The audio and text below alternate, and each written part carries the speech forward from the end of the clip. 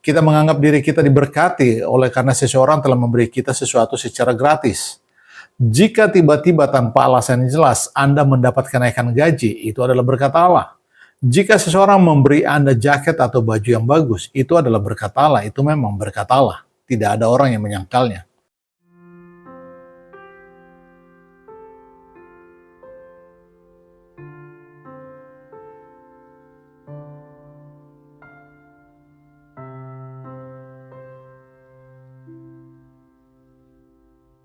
Hari ini kita masih melanjutkan pembahasan kita mengenai pengajaran Yesus tentang pohon ara, dan kita sampai pada bagian akhir, yakni memberi lebih baik daripada menerima. Ucapan Yesus ini dikutip oleh Rasul Paulus di Kisah Para Rasul 20 ayat 35, di mana Yesus berkata, lebih berbahagia memberi daripada menerima. Ucapan Yesus ini tidak tercatat di dalam 4 Injil, tetapi diketahui oleh Paulus. Mari kita coba untuk menguraikan pemikiran dan membandingkannya dengan apa yang ada di benak kita. Perumpamaan ini ditujukan kepada orang Israel serta Israel yang baru, yakni gereja. Di 1 Korintus 10 ayat 6 dan 11, kita diberitahu bahwa segala peristiwa yang pernah dialami oleh Israel yang lama adalah sebuah peringatan bagi gereja sekarang ini. Apa yang terjadi pada mereka dapat dan akan terjadi pada kita juga. Roma 11 ayat 22, Paulus berkata kepada orang Kristen, oleh karena itu perhatikanlah kebaikan dan kekerasan Allah, kekerasan kepada mereka yang telah jatuh, tetapi kebaikannya kepada kamu jika kamu tetap tinggal di dalam kebaikannya. Jika tidak, kamu juga akan dipotong. Israel pada waktu itu tidak mau mendengarkan peringatan Tuhan. Mereka justru merasa terganggu oleh nabi-nabi utusan Allah, seperti Yeremia, Yeskiel, dan lain-lain. Pada zaman sekarang ini, umat Kristen juga tidak mau mendengarkan peringatan yang sama. Hamba-hamba Tuhan yang menyampaikan peringatan kepada gereja tentang ancaman akan ditebang oleh Allah selalu mendapat kecaman dan serangan. Saya di sini mengabarkan firman Tuhan dan bukan firman manusia. Allah berkata seperti ini, maka saya juga harus menyampaikannya seperti ini. Paulus memperingatkan kita, Israel dipotongnya, dan kamu pun akan dipotong juga jika tidak berdiam di dalam kebaikannya dan bertahan di dalam iman. Selama ini kita telah diajarkan mentalitas hanya menerima ini sejak lama. Saya sendiri bertumbuh sebagai orang Kristen yang mempunyai mentalitas seperti ini, bahwa setiap saat saya hanya perlu menerima tanpa perlu memberi. Saya mendapati mentalitas seperti ini sangat umum terjadi di kalangan orang Kristen. Kita menganggap diri kita diberkati oleh karena seseorang telah memberi kita sesuatu secara gratis. Jika tiba-tiba tanpa alasan yang jelas Anda mendapat kenaikan gaji, itu adalah berkat Allah. Jika seseorang memberi Anda jaket atau baju yang bagus, itu adalah berkat Allah, itu memang berkat Allah. Tidak ada orang yang menyangkalnya. Namun jika kita berhenti sampai di sini saja, kita sedang menuju ke arah bencana. Karena kita sedang membangun mentalitas yang menganggap bahwa berkat Allah itu hanya terjadi jika kita menerima sesuatu. Sedangkan jika kita memberi sesuatu, itu bukanlah berkat Allah. Jika kita memahami pengajaran Yesus lewat pohon ara ini, yang berlaku justru sebaliknya. Orang yang memberi Anda jaket atau uang atau apapun itu justru lebih diberkati atau lebih berbahagia ketimbang Anda. Jadi jika Anda menerima sesuatu dari orang lain, bersyukurlah kepada Allah akan hal itu.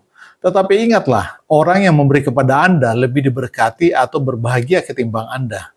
Jadi menerima memang berbahagia, tetapi memberi jauh lebih berbahagia. Itulah kata Yesus. Ini merupakan mentalitas yang sangat bertentangan dengan cara berpikir alami kita. Pohon ara di sini tidak pernah mau belajar cara berpikir yang baru seperti ini. Itulah sebabnya ia terancam akan dipotong. Biasanya kita menganggap lebih berbahagia jika kita bergelimang kekayaan, mengambil dan mendapatkan segalanya serta tidak pernah memberi. Sangat banyak orang Kristen yang berpikir seperti itu sekarang ini. Ketika Anda memasukkan uang ke dalam kotak persembahan, mungkin Anda berpikir, wah, saya tidak akan bertemu lagi dengan uang itu. Namun jika Anda pergi ke toko dan membelanjakan uang Anda menerima sesuatu sebagai balasannya. Mungkin sepasang sepatu atau perhiasan atau apapun itu. Anda mendapat sesuatu untuk uang yang Anda berikan. Akan tetapi jika Anda menaruh uang itu ke kotak persembahan, Anda tidak menerima apa-apa sebagai balasannya, tidak sedikit pun. Jika Anda memberikan uang kepada saudara seiman yang membutuhkan, balasan apa yang Anda dapat? Tidak ada. Jadi kita mulai berpikir lebih berbahagia menerima daripada memberi. Ini adalah kesalahan yang fatal. Marilah kita mulai belajar untuk mengubah cara berpikir seperti ini. Biarlah Allah mengubah hati dan pikiran kita. Jika tidak, nasib kita akan berakhir sama dengan pohon ara itu. Terancam untuk dipotong karena kapak sudah tersedia pada akar pohon. Mengapa memberi itu lebih berbahagia daripada menerima? Lebih berbahagia berarti bahwa Allah akan memberkati Anda lebih lagi. Itulah maksudnya. Jika Anda memperoleh suatu pemberian, itu adalah berkat Allah. Namun itu saja yang menjadi bagian Anda. Sementara orang yang memberi kepada Anda akan menerima berkatnya dari Allah. Ketika Anda menerima jaket misalnya, Anda sedang menerima berkat jasmani. Tetapi orang yang memberi Anda jaket itu, ia kehilangan jaket karena sudah diberikan kepada Anda. Namun ia mendapatkan berkat rohani karena ia percaya kepada Allah. Karena ia memiliki iman. Hal itu menyenangkan hati Allah. Karena itu Allah akan membalaskan kepadanya lebih lagi. Ini adalah poin yang pertama. Memberi lebih menyenangkan hati Allah karena perbuatan itu merupakan ungkapan dari iman dan kasih. Mengapa iman disebutkan di depan? Ia merupakan ungkapan iman karena orang yang memberi kepada Tuhan tidak mencari keuntungan materi. Anda harus memiliki iman untuk dapat melakukan itu. Orang yang menaruh uang di kotak persembahan di gereja itu karena kasihnya kepada Allah dan bukan sekedar demi memenuhi rasa tanggung jawab saja. Pemberiannya itu dilandasi oleh iman. Jika ia tidak memiliki iman, ia tidak akan menaruh uang tersebut di sana. Ia menaruh uang di sana karena ia mengharapkan berkat rohani. Dan bukannya berkat jasmani. Ia tahu bahwa ia tidak akan memperoleh keuntungan materi dari uang tersebut.